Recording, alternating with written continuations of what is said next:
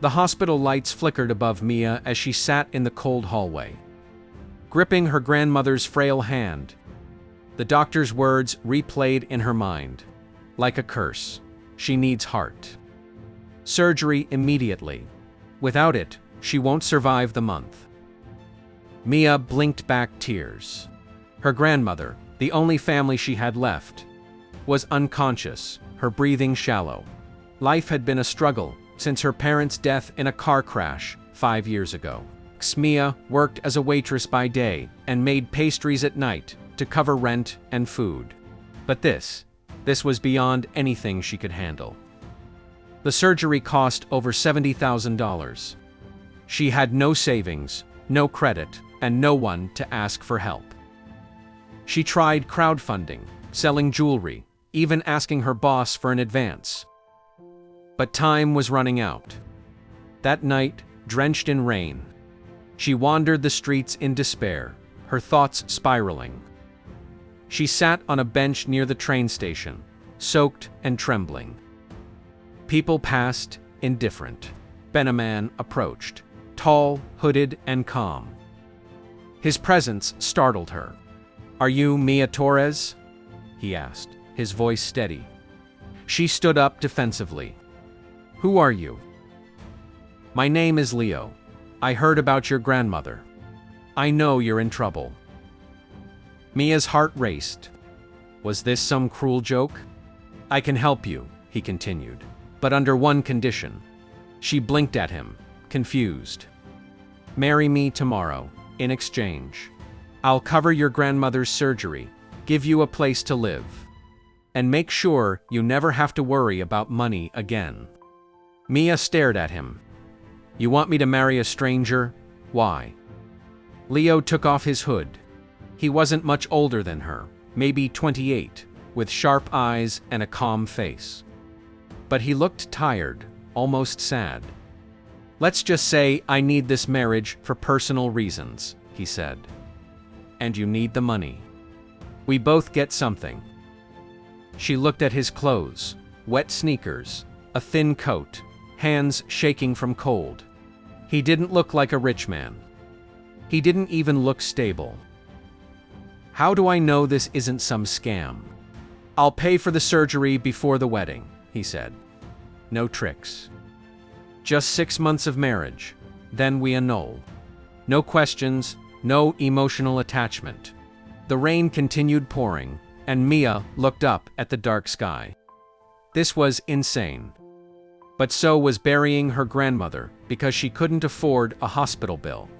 The next morning, in a dusty civil registry office, she signed her name beside his.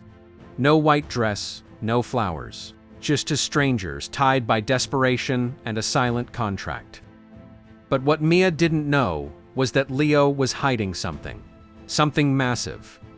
And her signature on that paper had just opened the first door to a life she never imagined. The apartment Leo took her to wasn't luxurious. But it was clean and far better than Mia expected. 2 bedrooms, a decent kitchen, and a view of the city skyline. It was modest, but warm. Everything inside smelled new. Leo handed her a key and said, "This is yours now. You don't owe me anything beyond the agreement." He was polite, but distant. He avoided small talk, barely met her eyes, and never smiled. Mia couldn't tell if he was shy, cold, or just completely detached. Every day he left early, returning late at night. He never said where he went or what he did for work. His clothes were plain, but his phone was new and expensive. He carried no credit cards, only cash. He never invited anyone over, never made calls. He existed like a ghost in his own life. Mia kept her side of the deal. She cooked, cleaned, and stayed out of his way. Meanwhile, her grandmother underwent surgery the very next day after the marriage. Everything, hospital bills, medications, even private nursing, was paid in full. No questions asked. When she thanked Leo that night, he simply said it was part of the contract, and walked away to his room. But her curiosity only grew. One evening, she heard noise from the balcony. She stepped outside and saw Leo sitting there in the dark, staring at the city lights. His posture was tense, like he carried a weight too heavy for one man. She hesitated, then asked softly, "Why did you choose me?" He didn't turn to look at her. "Because you were desperate enough to accept and honest enough not to lie about it," she frowned. "That's not an answer." He was silent for a moment. Then, sometimes people hide who they are to protect others, or to punish themselves.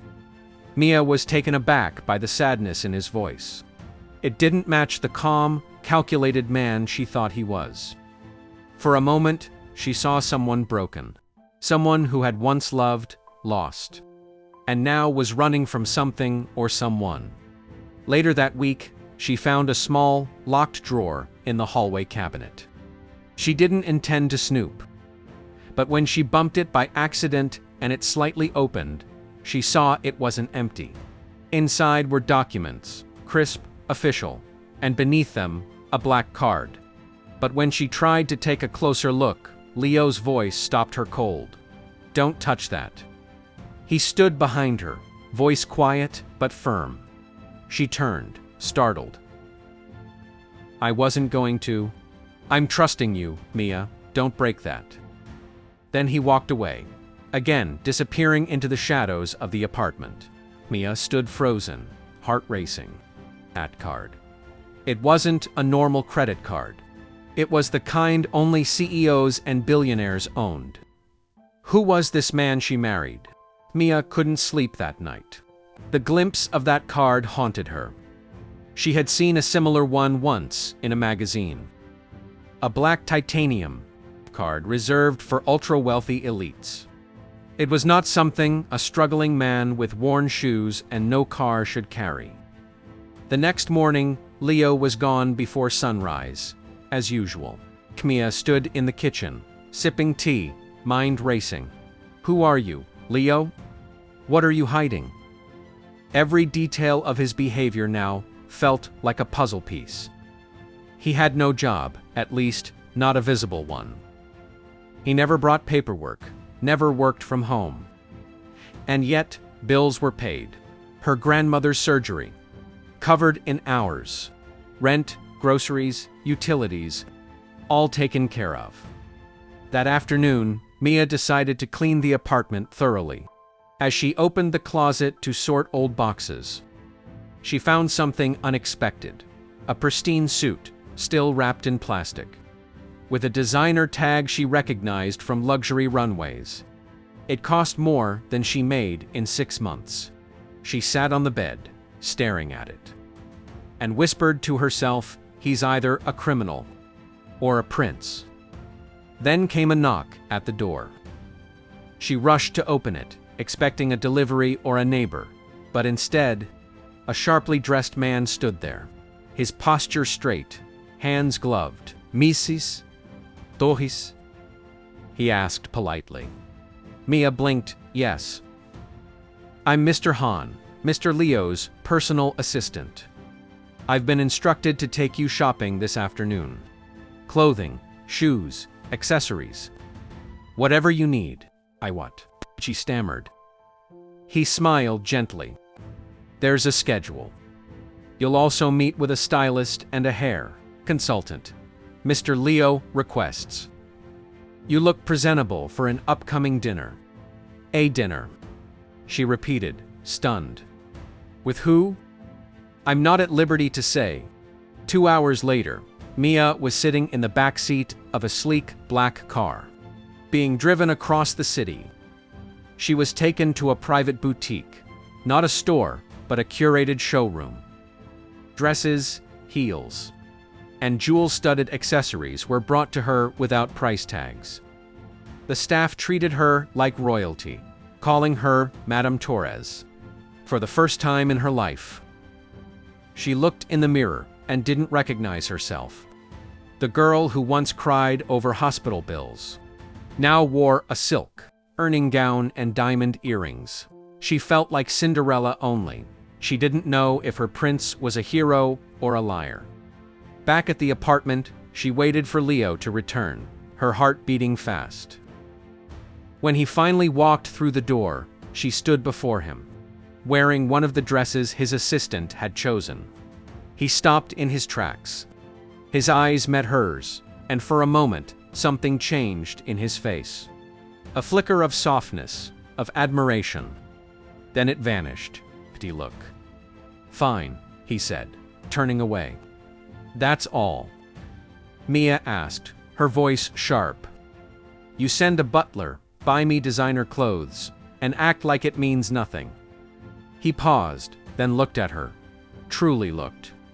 "Everything I do has a reason, Mia. Just be ready tomorrow night. And don't ask questions you're not ready to hear the answers to."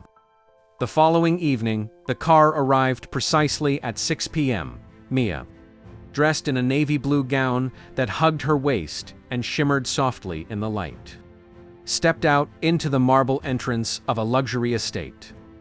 She had never seen anything like it. Towering gates, crystal chandeliers visible through tall glass windows, and staff dressed in uniforms waiting at attention.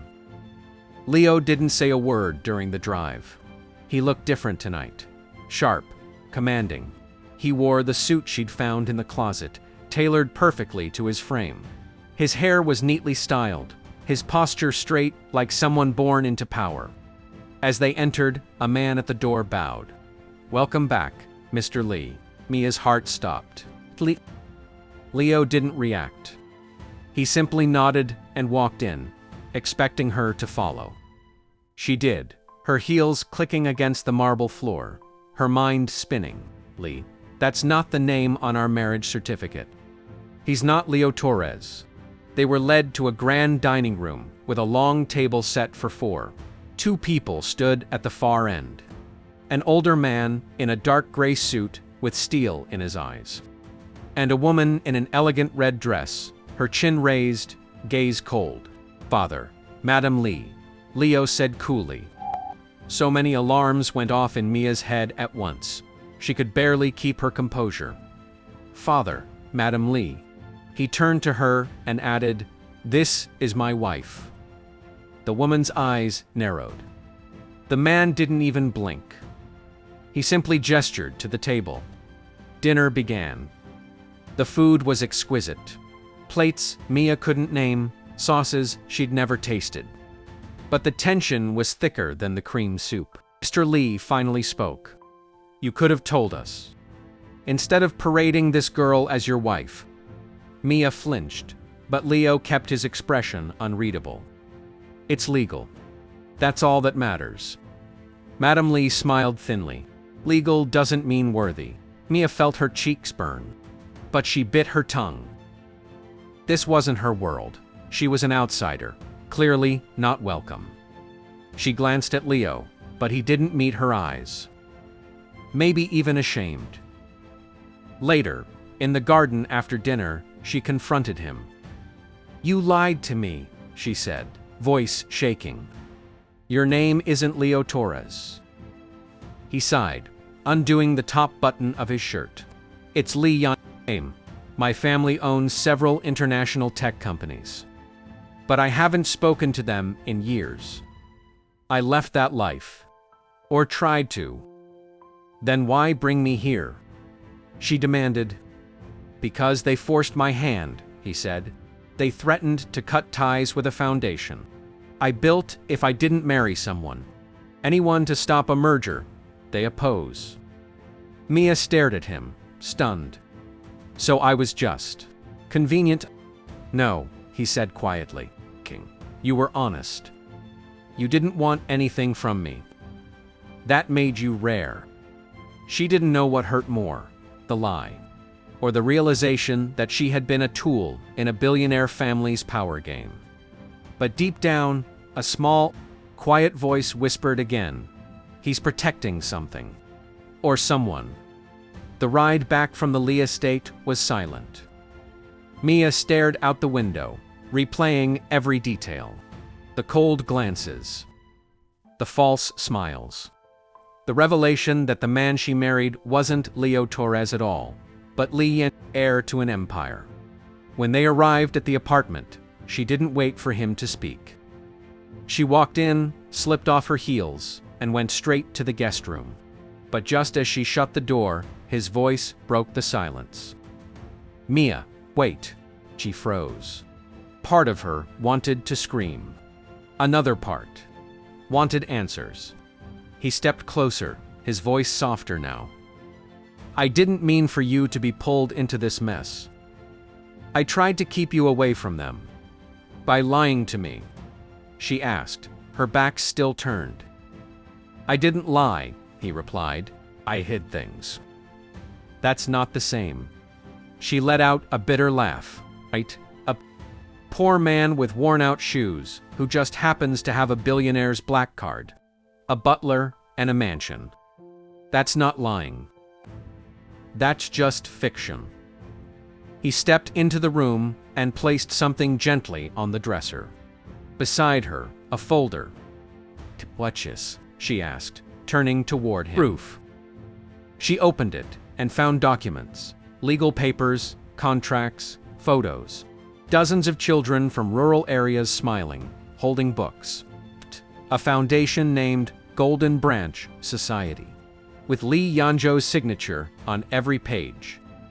"I built it after I left my family," he said. "My father wanted me to turn it into a profit machine.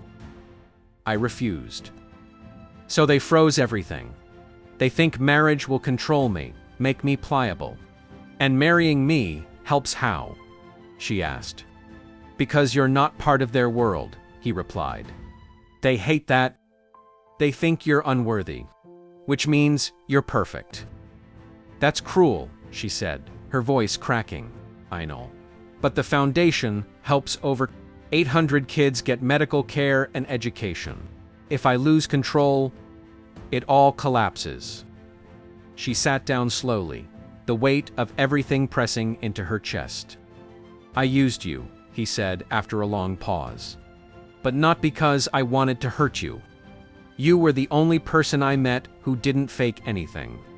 You never asked what I owned, never pretended to be someone else." Mia looked up. His voice was trembling now, not from cold, but from something deeper. "I wasn't supposed to care," he added.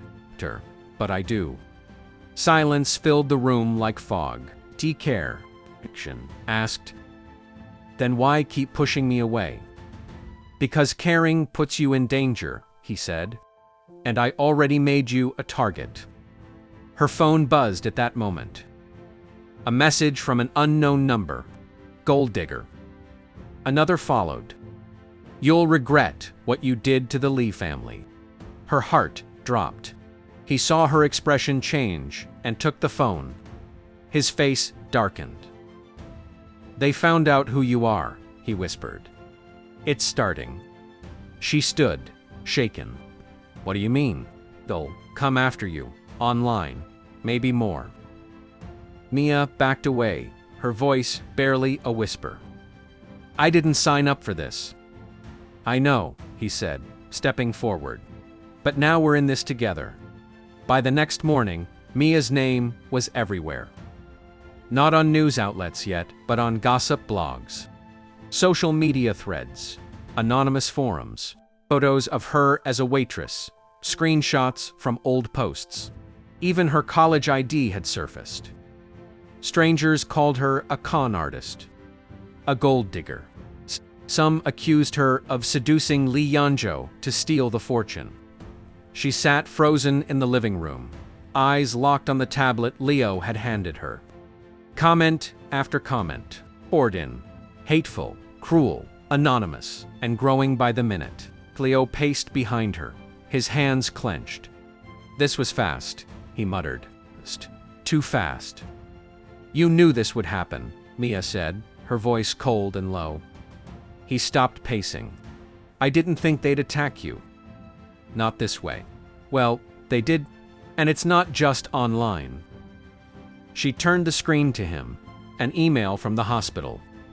The staff was receiving calls, harassment, threats, even her grandmother's. Nurse had been questioned by someone. Pretending to be a reporter, Leo's expression shifted from regret to rage. "They want to force me to end the marriage," he said. "They're trying to make your life unbearable, so I'll walk away." Mia stood up, staring directly into his eyes. "Do it. End it." He looked stunned. "What? Annul it. Right now. Set me free from your world." But instead of answering, he sat down slowly, as if the weight of her words was too heavy to carry standing up. "I can't," he finally whispered. "Why not?" she snapped. "Because of the foundation." "No," he said. "Because I don't want to lose you." Her heart skipped, but her mind pushed back. "You didn't have me." "You're right," he said. "And maybe I never will. But you've been more real to me in these few weeks than my entire family has in years." A silence fell between them. Then Leo took out a phone, not his usual one, and dialed a number. He spoke in Mandarin, fast and clipped. Mia couldn't understand, but his voice was forceful, commanding. After he hung up, he said, "Pack a bag. Just essentials." "Why?" "I'm taking you somewhere safe. Somewhere no one will think to look for us." "Are we running away?" "No," he said. "We're buying time."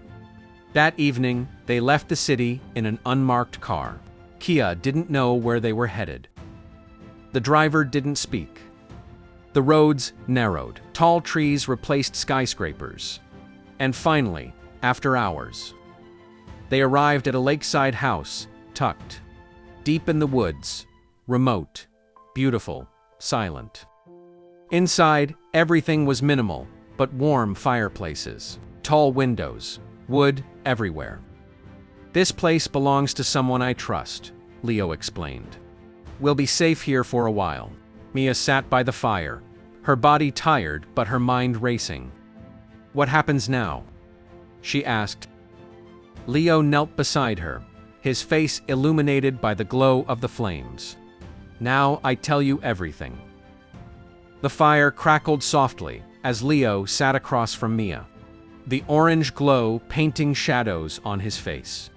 For the first time, he looked stripped of armor, not the mysterious billionaire, not the cold husband, just a man, tired, haunted. "I wasn't born into the Li Empire the way people think," he began. "My mother was a pianist, poor, from a small town. My father, the current chairman, met her during a business trip. She was never accepted by his family." Mia sat still, watching every flicker in his eyes. They allowed the marriage only because she was quiet and discreet. But she never felt safe. "My grandmother, the old matriarch, hated her. And after I was born, things only got worse." He looked down. "When I was 8, my mother disappeared. They said she ran off. I believed that for years." Mia's voice broke the silence. "But she didn't run." "No," Leo said. "I found out later she was institutionalized, hidden away, for mental instability. But all she did was stand up for me. For herself." They silenced her. Mia's heart ached. "And you stayed." "I didn't have a choice back then. But as soon as I was old enough, I left. I changed my name. Built the foundation in secret, with the money my mother left me, in a hidden account. I worked with rural schools, health centers. I lived quietly, until..." He hesitated. "Until what?" Mia whispered. "Until my father's company tried to acquire the land where one of our clinics was. A merger was happening, and I was the last vote standing in the way. Suddenly, they wanted me back. Wanted me married, controlled, so I gave them exactly what they didn't want." He looked at her, his gaze raw. "You." Mia's chest tightened. "They thought you were a scandal. A poor girl with no pedigree. Perfect weapon to shame me into compliance. But they underestimated you." She shook her head. "I'm not strong. I'm terrified. But you stayed, he said. Even when the world turned on you. A tear slipped down her cheek. I never asked to be in your war, Leo. I know, he said. That's why I want to end it my way. He stood and walked to a drawer, pulling out a sealed envelope. This is the original will, my mother wrote. It names me the sole heir of her shares in the company, which are enough to give me majority control. But if my father finds out I have it, he'll destroy everything before I can use it. Why are you showing me this? Mia asked, standing to... Because I need someone I trust to keep it. Someone who can protect it if something happens to me. Her voice cracked. Leo, I don't expect you to forgive me. But this isn't just about us anymore. This is about stopping people who've silenced and ruined lives for decades. And if I fail... You won't, she interrupted, stepping closer. Not alone. They stood in silence, facing each other, two broken people tied by accident. And something beginning to feel dangerously close to destiny. 3 weeks passed, in quiet tension. Hidden in the lakeside house, Mia and Leo lived between stillness and storm. Outside, the world continued to burn her name. Inside, a fragile trust began to form, not spoken. Not rushed, but built through silent breakfasts, shared glances, and nights by the fireplace where neither needed to speak, to feel the weight of the other's presence. Then came the breaking point. It was early morning when Leo received the call. His father had frozen several accounts tied to the foundation. Key staff members were being harassed. One clinic had been shut down. The Lee family had declared silent war. Leo paced by the window, phone in hand. They want me desperate, he said. If I lose control of my mother's shares, they win everything. You said the will is enough to stop them, Mia reminded. It is, but to be legally binding. It must be presented with both witnesses, and one of them died last year. The only other witness left, he paused, is my mother. Kia's breath caught. You said she was alive, but barely, hidden in a private facility under a false name. I found her location last month. They think I don't know. What are you going to do? Bring her back. That afternoon, Leo left alone. Mia stood at the door, watching him drive away, clutching the sealed envelope he had given her. Hours passed. Then night fell. Then a storm rolled in. And then headlights. She ran to the porch. The car stopped. Leo stepped out, soaked from the rain. And beside him, a fragile woman with silver hair and hollow eyes. She looked at Mia with a mix of confusion and sorrow. This is my mother, Leo said softly. Over the next 2 days, everything changed. Leo filed the will in court. The media exploded. Lee, Yanzhou claims mother's hidden inheritance. His family denied everything until photos all surfaced of his mother being released from the facility. Public opinion turned. The foundation's clinics were reopened, counts unfrozen. The power struggle shifted. But the biggest surprise came quietly, in a single moment. Leo stood with Mia on the balcony of their new apartment, not the hidden cabin, but a modest penthouse overlooking the heart of the city. You never asked me why I stayed, she said. He looked at her, eyes tender. She smiled faintly. Because I never married you for love. But I stayed for it. He stepped closer. Then let me do it right this time. Leo pulled out a ring, not flashy, not huge, but beautiful, simple, real. I don't need a contract, he said. I just need you.